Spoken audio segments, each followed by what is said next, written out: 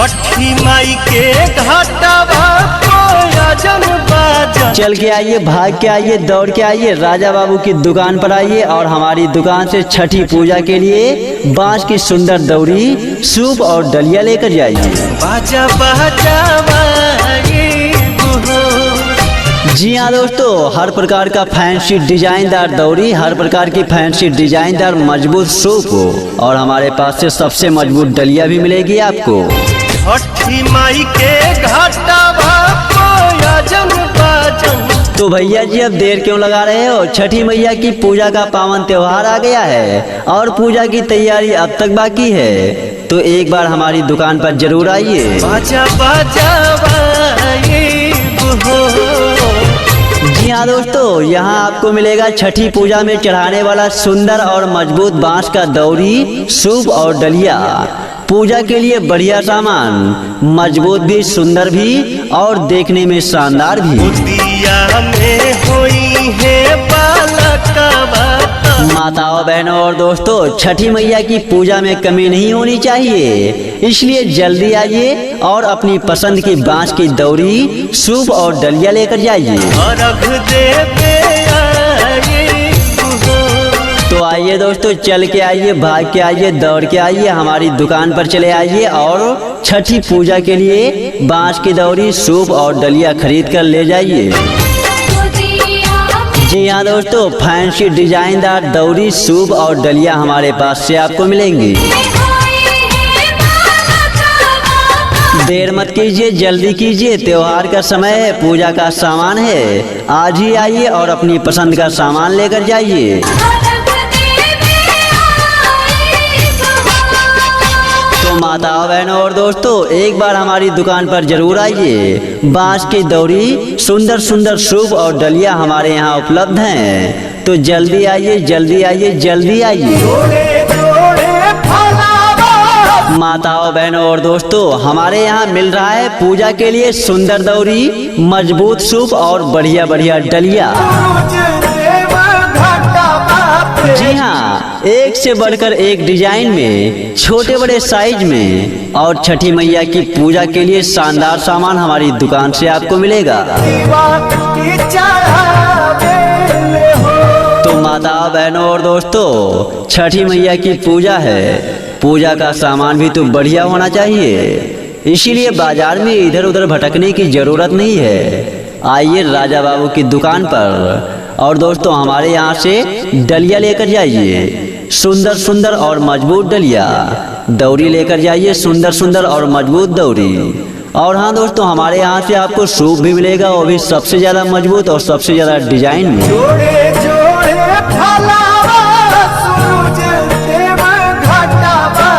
जी हाँ माताओं, बहनों और दोस्तों, दौरी ऐसी की पूजा की शान बढ़ जाए, सूप ऐसा कि छठी मैया की पूजा में चार चांद लग जाए, और डलिया ऐसी कि देखने वाला भी कहे वाह भाई वाह।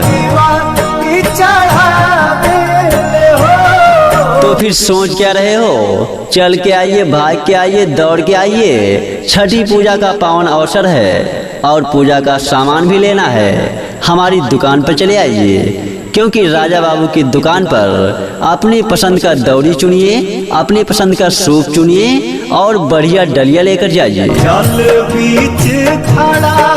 तो एक बार जरूर आइए, देखिए, परखिए, पसंद कीजिए और लेकर जाइए।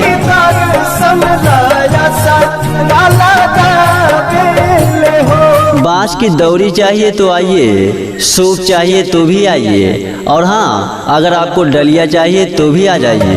जल बीच खड़ा होई दर्शन, क्योंकि बांस की सुंदर सुंदर दौरी, बढ़िया बढ़िया सूप और मजबूत मजबूत डलिया आपको राजा बाबू की दुकान से मिलेगा, वो भी सबसे सस्ता और सबसे अच्छा।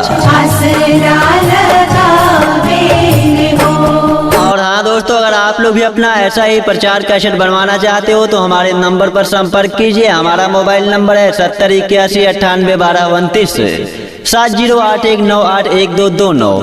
दूसरा मोबाइल नंबर 7081981227, 7081981227। इस नंबर पर संपर्क करके आप लोग अपने नाम का प्रचार बनवा सकते हो। बाजा बाजा हाँ दोस्तों, हर प्रकार का फैंसी डिजाइनदार दौरी, हर प्रकार की फैंसी डिजाइनदार मजबूत सूप और हमारे पास से सबसे मजबूत डलिया भी मिलेगी आपको। छठी माई के घाटावा कोयाजन बाजन।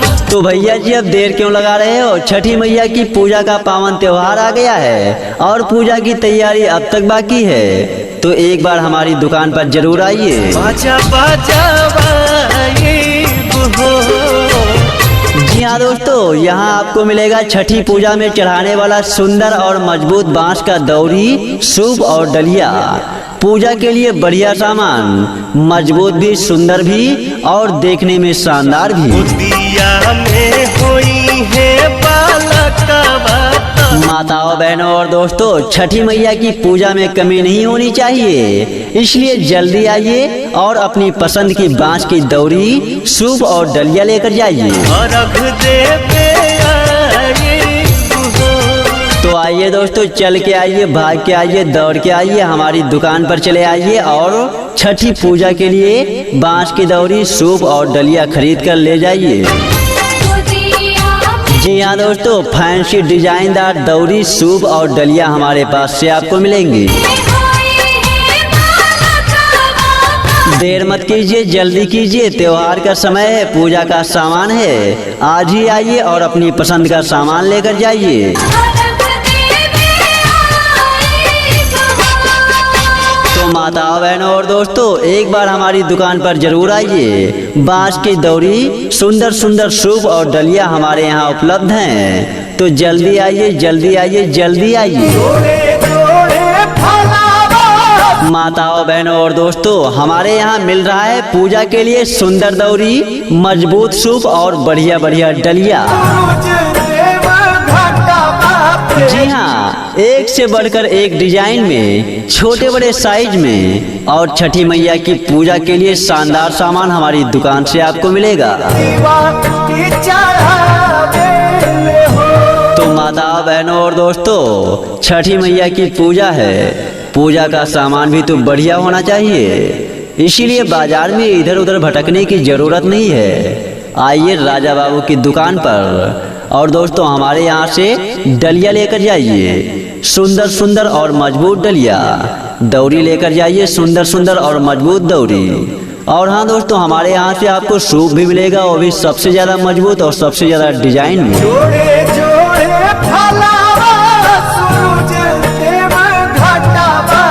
जी हाँ माताओं, बहनों और दोस्तों, दौरी ऐसी की पूजा की शान बढ़ जाए, सूप ऐसा कि छठी मैया की पूजा में चार चांद लग जाए, और डलिया ऐसी कि देखने वाला भी कहे वाह भाई वाह। तो फिर सोच क्या रहे हो? चल के आइए, भाग के आइए, दौड़ के आइए, छठी पूजा का पावन अवसर है और पूजा का सामान भी लेना है, हमारी दुकान पर चले आइए, क्योंकि राजा बाबू की दुकान पर अपनी पसंद का दौरी चुनिए, अपनी पसंद का सूप चुनिए और बढ़िया डलिया लेकर जाइए।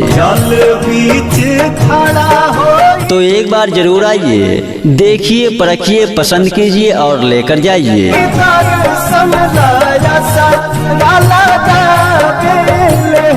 बांस की दौरी चाहिए तो आइए, सूप चाहिए तो भी आइए, और हाँ, अगर आपको डलिया चाहिए तो भी आ जाइए। जल बीच खड़ा होई दर्शन ला। क्योंकि बांस की सुंदर सुंदर दौरी, बढ़िया बढ़िया सूप और मजबूत मजबूत डलिया आपको राजा बाबू की दुकान से मिलेगा, वो भी सबसे सस्ता और सबसे अच्छा। आसरा लगावे हो। और हाँ दोस्तों, अगर आप लोग भी अपना ऐसा ही प्रचार कैसेट बनवाना चाहते हो तो हमारे नंबर पर संपर्क कीजिए। हमारा मोबाइल नंबर है 7081981229, 7081981229। दूसरा मोबाइल नंबर 7081981227, 7081981227। इस नंबर पर संपर्क करके आप लोग अपने नाम का प्रचार बनवा सकते हो। छठी माई के घाटावा कोयाजन बाजन। चल के आइए, भाग के आइए, दौड़ के आइए, राजा बाबू की दुकान पर आइए और हमारी दुकान से छठी पूजा के लिए बांस की सुंदर दौरी, सूप और डलिया लेकर जाइए। बाजा बाजावाए बुहो।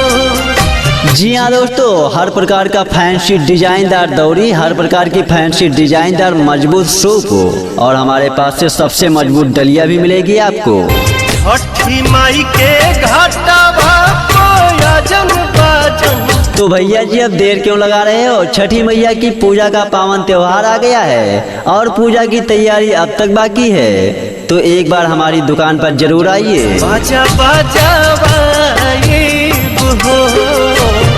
जी हाँ दोस्तों, यहाँ आपको मिलेगा छठी पूजा में चढ़ाने वाला सुंदर और मजबूत बांस का दौरी, सूप और डलिया।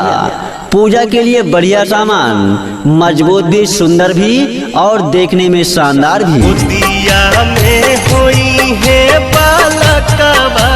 माताओं, बहनों और दोस्तों, छठी मैया की पूजा में कमी नहीं होनी चाहिए, इसलिए जल्दी आइए और अपनी पसंद की बांस की दौरी, सूप और डलिया लेकर जाइए। अर्घ देवे आए तो आइए दोस्तों, चल के आइए, भाग के आइए, दौड़ के आइए, हमारी दुकान पर चले आइए और छठी पूजा के लिए बांस की दौरी, सूप और डलिया खरीद कर ले जाइए।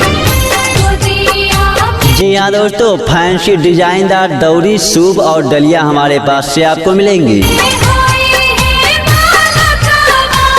देर मत कीजिए, जल्दी कीजिए, त्योहार का समय है, पूजा का सामान है, आज ही आइए और अपनी पसंद का सामान लेकर जाइए। तो माताओं, बहनों और दोस्तों, एक बार हमारी दुकान पर जरूर आइए। बांस की दौरी, सुंदर सुंदर सूप और डलिया हमारे यहाँ उपलब्ध हैं, तो जल्दी आइए, जल्दी आइए, जल्दी आइए। माताओं, बहनों और दोस्तों, हमारे यहाँ मिल रहा है पूजा के लिए सुंदर दौरी, मजबूत सूप और बढ़िया बढ़िया डलिया। जी हाँ, एक से बढ़कर एक डिजाइन में, छोटे बड़े साइज में और छठी मैया की पूजा के लिए शानदार सामान हमारी दुकान से आपको मिलेगा।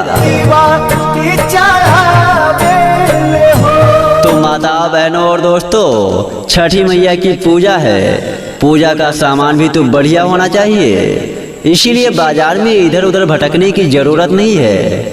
आइए राजा बाबू की दुकान पर और दोस्तों हमारे यहाँ से डलिया लेकर जाइए, सुंदर सुंदर और मजबूत डलिया, दौरी लेकर जाइए, सुंदर सुंदर और मजबूत दौरी। और हाँ दोस्तों, हमारे यहाँ से आपको सूप भी मिलेगा, वो भी सबसे ज्यादा मजबूत और सबसे ज्यादा डिजाइन में।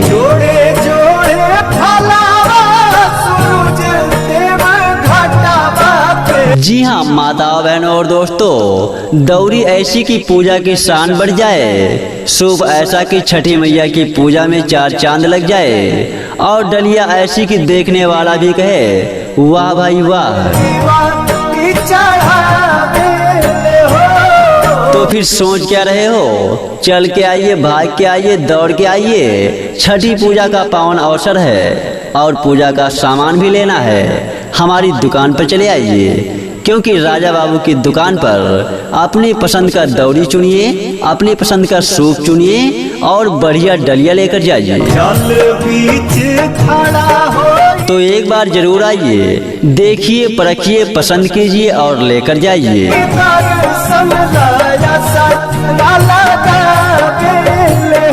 बांस की दौरी चाहिए तो आइए, सूप चाहिए तो भी आइए, और हाँ, अगर आपको डलिया चाहिए तो भी आ जाइए।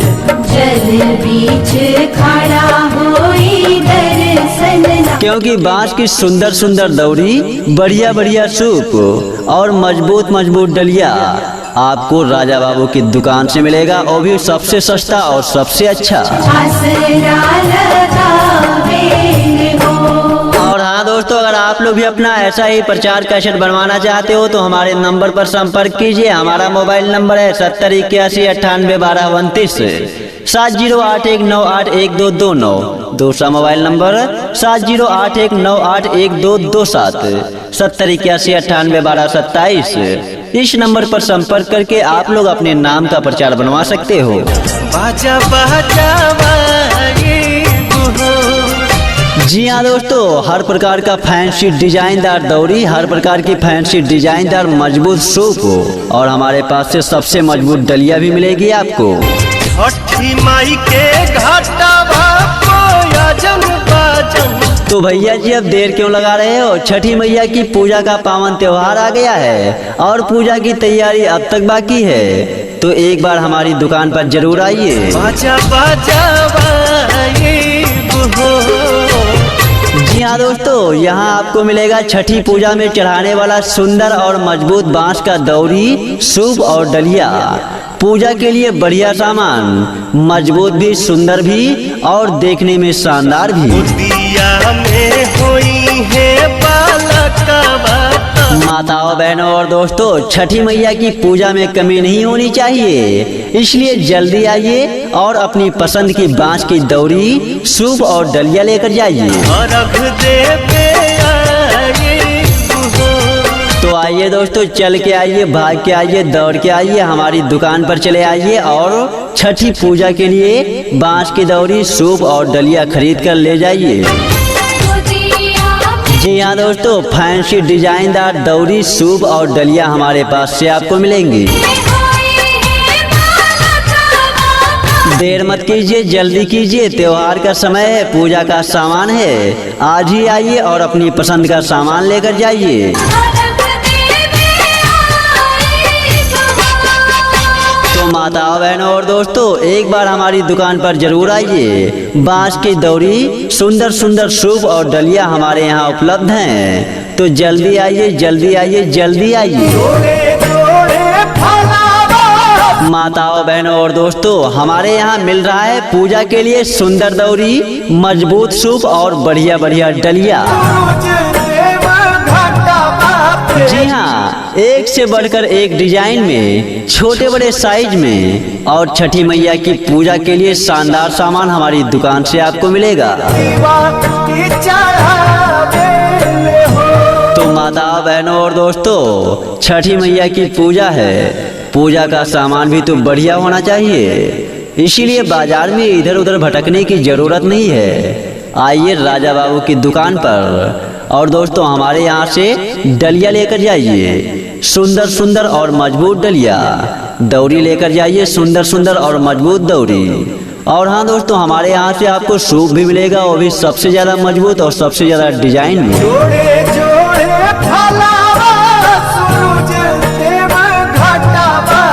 जी हाँ माताओं, बहनों और दोस्तों, दौरी ऐसी की पूजा की शान बढ़ जाए, सूप ऐसा कि छठी मैया की पूजा में चार चांद लग जाए, और डलिया ऐसी कि देखने वाला भी कहे वाह भाई वाह। तो फिर सोच क्या रहे हो? चल के आइए, भाग के आइए, दौड़ के आइए। छठी पूजा का पावन अवसर है और पूजा का सामान भी लेना है, हमारी दुकान पर चले आइए। क्योंकि राजा बाबू की दुकान पर अपनी पसंद का दौरी चुनिए, अपनी पसंद का सूप चुनिए और बढ़िया डलिया लेकर जाइए। तो एक बार जरूर आइए, देखिए, परखिए, पसंद कीजिए और लेकर जाइए।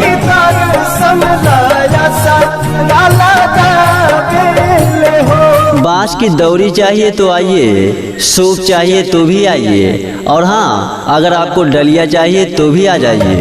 जल बीच खड़ा होई दर्शन। क्योंकि बांस की सुंदर सुंदर दौरी, बढ़िया बढ़िया सूप और मजबूत मजबूत डलिया आपको राजा बाबू की दुकान से मिलेगा, वो भी सबसे सस्ता और सबसे अच्छा। और हाँ दोस्तों, अगर आप लोग भी अपना ऐसा ही प्रचार कैसेट बनवाना चाहते हो तो हमारे नंबर पर संपर्क कीजिए। हमारा मोबाइल नंबर है 7081981229, 7081981229। दूसरा मोबाइल नंबर 7081981227, 7081981227। इस नंबर पर संपर्क करके आप लोग अपने नाम का प्रचार बनवा सकते हो। छठी माई के घाटवा चल के आइए, भाग के आइए, दौड़ के आइए, राजा बाबू की दुकान पर आइए और हमारी दुकान से छठी पूजा के लिए बांस की सुंदर दौरी, सूप और डलिया लेकर जाइए। बाजा बजावाए जी हाँ दोस्तों, हर प्रकार का फैंसी डिजाइनदार दौरी, हर प्रकार की फैंसी डिजाइनदार मजबूत सूप और हमारे पास से सबसे मजबूत डलिया भी मिलेगी आपको। छठी माई के घाटवा कोयजन बाजन। तो भैया जी अब देर क्यों लगा रहे हो? छठी मैया की पूजा का पावन त्योहार आ गया है और पूजा की तैयारी अब तक बाकी है। तो एक बार हमारी दुकान पर जरूर आइए। बाजा बजावाए हो। जी हाँ दोस्तों, यहाँ आपको मिलेगा छठी पूजा में चढ़ाने वाला सुंदर और मजबूत बांस का दौरी, सूप और डलिया। पूजा के लिए बढ़िया सामान, मजबूत भी, सुंदर भी और देखने में शानदार भी। दिया में होई है बालकवा।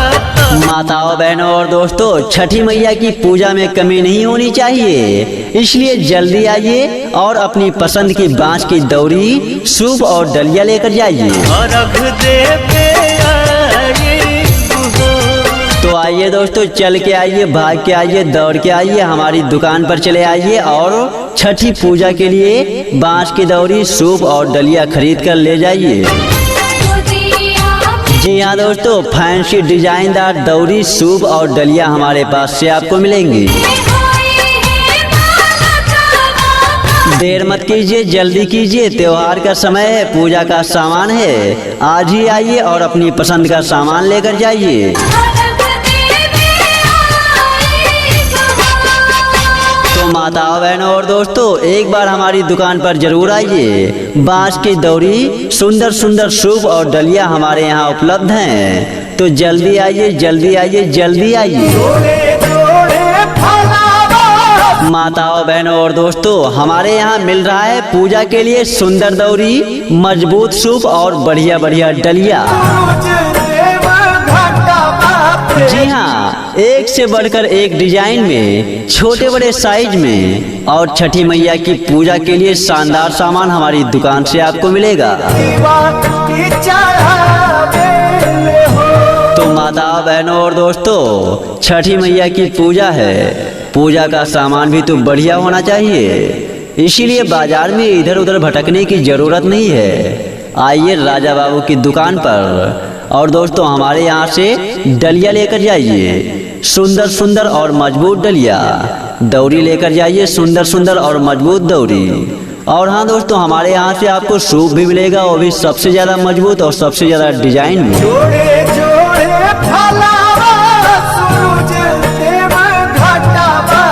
जी हाँ माताओं, बहनों और दोस्तों, दौरी ऐसी की पूजा की शान बढ़ जाए, सूप ऐसा कि छठी मैया की पूजा में चार चांद लग जाए, और डलिया ऐसी कि देखने वाला भी कहे वाह भाई वाह।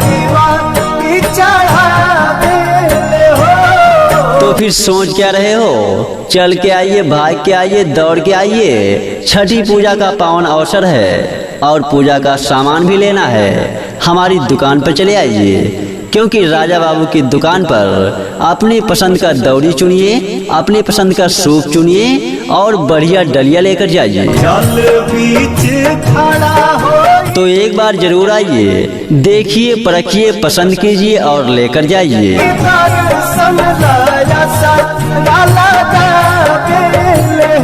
बांस की दौरी चाहिए तो आइए, सूप चाहिए तो भी आइए, और हाँ, अगर आपको डलिया चाहिए तो भी आ जाइए। जल बीच खड़ा होई दर्शन ला। क्योंकि बांस की सुंदर सुंदर दौरी, बढ़िया बढ़िया सूप और मजबूत मजबूत डलिया आपको राजा बाबू की दुकान से मिलेगा, वो भी सबसे सस्ता और सबसे अच्छा। आसरा लगावे हो। और हाँ दोस्तों, अगर आप लोग भी अपना ऐसा ही प्रचार कैसेट बनवाना चाहते हो तो हमारे नंबर पर संपर्क कीजिए। हमारा मोबाइल नंबर है 7081981229, 7081981229। दूसरा मोबाइल नंबर 7081981227, 7081981227। इस नंबर पर संपर्क करके आप लोग अपने नाम का प्रचार बनवा सकते हो। बाजा बजावाए हो। जी हाँ दोस्तों, हर प्रकार का फैंसी डिजाइनदार दौरी, हर प्रकार की फैंसी डिजाइनदार मजबूत सूप और हमारे पास से सबसे मजबूत डलिया भी मिलेगी आपको। छठी माई के घाटवा कोयजन बाजन। तो भैया जी अब देर क्यों लगा रहे हो? छठी मैया की पूजा का पावन त्योहार आ गया है और पूजा की तैयारी अब तक बाकी है। तो एक बार हमारी दुकान पर जरूर आइए। बाजा बजावाए हो। जी हाँ दोस्तों, यहाँ आपको मिलेगा छठी पूजा में चढ़ाने वाला सुंदर और मजबूत बांस का दौरी, सूप और डलिया। पूजा के लिए बढ़िया सामान, मजबूत भी, सुंदर भी और देखने में शानदार भी। दिया में होई है बालकवा। माताओं, बहनों और दोस्तों, छठी मैया की पूजा में कमी नहीं होनी चाहिए, इसलिए जल्दी आइए और अपनी पसंद की बांस की दौरी, सूप और डलिया लेकर जाइए। अर्घ देवे आए हो। तो आइए दोस्तों, चल के आइए, भाग के आइए, दौड़ के आइए, हमारी दुकान पर चले आइए और छठी पूजा के लिए बांस की दौरी, सूप और डलिया खरीद कर ले जाइए। जी हाँ दोस्तों, फैंसी डिजाइनदार दौरी, सूप और डलिया हमारे पास से आपको मिलेंगी। देर मत कीजिए, जल्दी कीजिए, त्योहार का समय है, पूजा का सामान है, आज ही आइए और अपनी पसंद का सामान लेकर जाइए। तो माताओं, बहनों और दोस्तों, एक बार हमारी दुकान पर जरूर आइए। बांस की दौरी, सुंदर सुंदर सूप और डलिया हमारे यहाँ उपलब्ध हैं। तो जल्दी आइए, जल्दी आइए, जल्दी आइए। माताओं, बहनों और दोस्तों, हमारे यहाँ मिल रहा है पूजा के लिए सुंदर दौरी, मजबूत सूप और बढ़िया बढ़िया डलिया। जी हाँ, एक से बढ़कर एक डिजाइन में, छोटे बड़े साइज में और छठी मैया की पूजा के लिए शानदार सामान हमारी दुकान से आपको मिलेगा। तो माताओं, बहनों और दोस्तों, छठी मैया की पूजा है, पूजा का सामान भी तो बढ़िया होना चाहिए, इसीलिए बाजार में इधर उधर भटकने की जरूरत नहीं है। आइए राजा बाबू की दुकान पर और दोस्तों हमारे यहाँ से डलिया लेकर जाइए, सुंदर सुंदर और मजबूत डलिया, दौरी लेकर जाइए, सुंदर सुंदर और मजबूत दौरी। और हाँ दोस्तों, हमारे यहाँ से आपको सूप भी मिलेगा, वो भी सबसे ज्यादा मजबूत और सबसे ज्यादा डिजाइन में।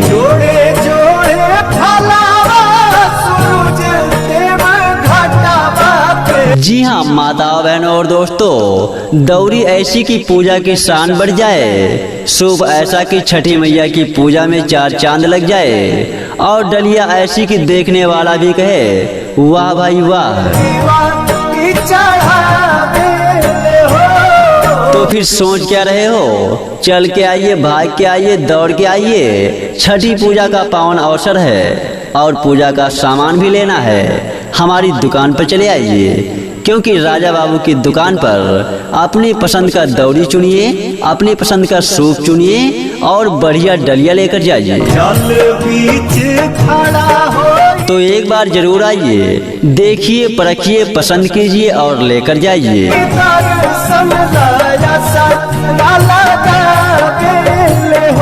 बांस की दौरी चाहिए तो आइए, सूप चाहिए तो भी आइए, और हाँ, अगर आपको डलिया चाहिए तो भी आ जाइए। जल बीच खड़ा होई दर्शन, क्योंकि बांस की सुंदर सुंदर दौरी, बढ़िया बढ़िया सूप और मजबूत मजबूत डलिया आपको राजा बाबू की दुकान से मिलेगा, वो भी सबसे सस्ता और सबसे अच्छा। आसरा लगावे हो। और हाँ दोस्तों, अगर आप लोग भी अपना ऐसा ही प्रचार कैसेट बनवाना चाहते हो तो हमारे नंबर पर संपर्क कीजिए। हमारा मोबाइल नंबर है 7081981229, 7081981229। दूसरा मोबाइल नंबर 7081981227, 7081981227। इस नंबर पर संपर्क करके आप लोग अपने नाम का प्रचार बनवा सकते हो।